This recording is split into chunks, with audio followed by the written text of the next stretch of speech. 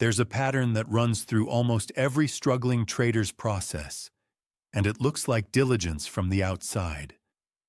They're always adding, always refining, always looking for one more piece of information before they commit to a trade. And the reason this pattern never resolves, no matter how many signals they add, is that it was never about the signals. The extra indicator, the extra confluence factor, the extra candle close. Traders add these layers believing they are improving their edge, filtering out bad trades, becoming more selective and therefore more accurate. But what's actually happening beneath the surface is something different. The emotional mind has identified that trading involves uncertainty, that uncertainty feels like danger, and that more information feels like less danger, and so it drives the search for more signals as a form of self-protection, not as a form of analysis.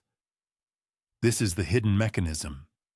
Every additional signal a trader adds to their process is a response to emotional discomfort, not a rational improvement to their edge, because if the setup was already vetted across a meaningful sample and the expectancy was confirmed, then additional filters are not improving the setup.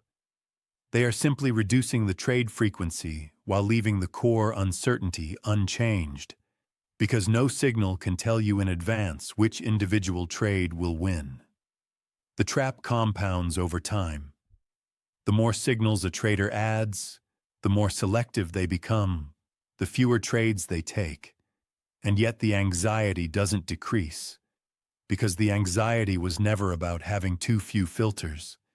It was about the fundamental uncertainty of trading, which no number of additional signals can resolve. And so the trader continues adding, continues filtering, continues waiting, believing they are getting closer to certainty, when in fact, they are simply avoiding trades while the real issue goes unaddressed. The test for whether an additional signal is a genuine improvement or an emotional response is straightforward. Was it added because the historical testing showed it improved expectancy across the sample? Or was it added because something felt off and this signal makes the trade feel safer?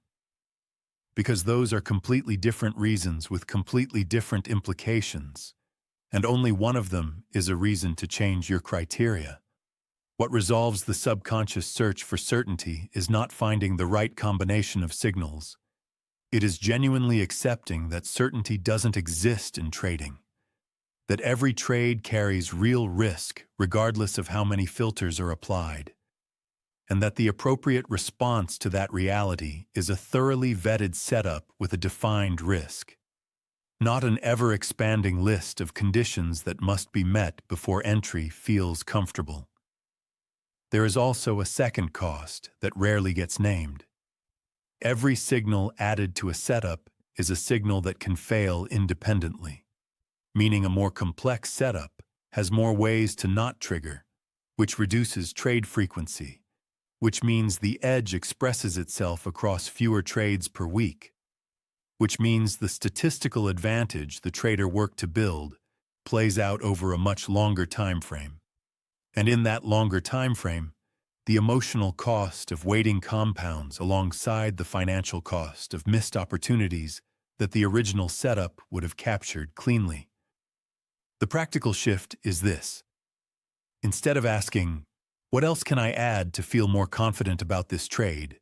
ask, "Have I confirmed through testing that my current criteria produce positive expectancy?" And if the answer is yes, the work is done.